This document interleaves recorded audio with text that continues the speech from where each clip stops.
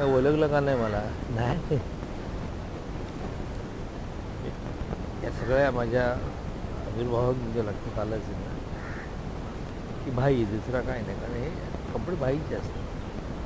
तशी वरदविनायक निर्मित गोलमाल प्रेमाचा या चित्रपटासाठी दीपक कदम यांनी मला बोलवलं आणि मला म्हणलं तुम्हाला भाई करायचं.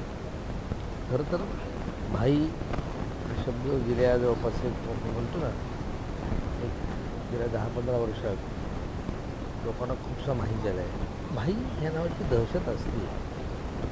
आता हा चित्रपट विनोदी असल्यामुळे भाई किती गमतीशीर असू शकतो त्याची गंमत आहे. आणि कसं आहे की मुळात भाई म्हटलं की वचक आहे, भाई म्हटलं की दरार आहे, भाई म्हटलं की जबरदस्त भीती आहे.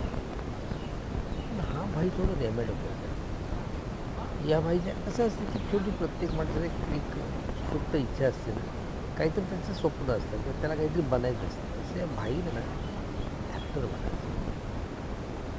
आणि त्याच्या ह्याच एका नादामुळे त्याला या चित्रपटातला जो नायक आहे पाय गंडवतो, भाई कसा गमतो. आणि भाईच्या बरोबर त्याचे नेहमीचे चार जे पंटर आहेत ते सगळे नमुने आहेत. आणि मग ह्या अशा सगळ्या नमुन्यांच्या सकट हा भाई ज्या पद्धतीने या चित्रपटात प्रवास करतोय ती गंमत बघण्यासारखी, ती सांगण्यासारखी नाही. पण मला याच्यामध्ये आवर्जून उल्लेख करावासं वाटेल की दीपक कदम याला नेमका ह्या व्यक्तिरेखेसाठी मीच सुचलो, माझं नाव सुचलं आणि कालपासून मी ह्याचं चित्रीकरण करतो आहे.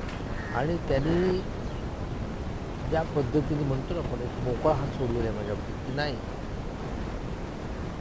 तुम्हाला जे सुचेल ते. पण एक आहे बघा, जे सुचेल ते म्हणण्यापेक्षा आम्ही याच्यात काय करता येईल, किती चांगलं करता येईल, लोकांना कितपत आवडेल. कारण शेवटी हा चित्रपट विनोदी आहे. त्यामुळे या भाईची उडणारी तारा, भाईची होणारी फैली आणि भाई हा नाही, हा भाईच नाही आहे. त्यामुळे तर हा भाई नाही आहे का आहे हे बघण्यासाठी तुम्ही जरूर यायचं आहे.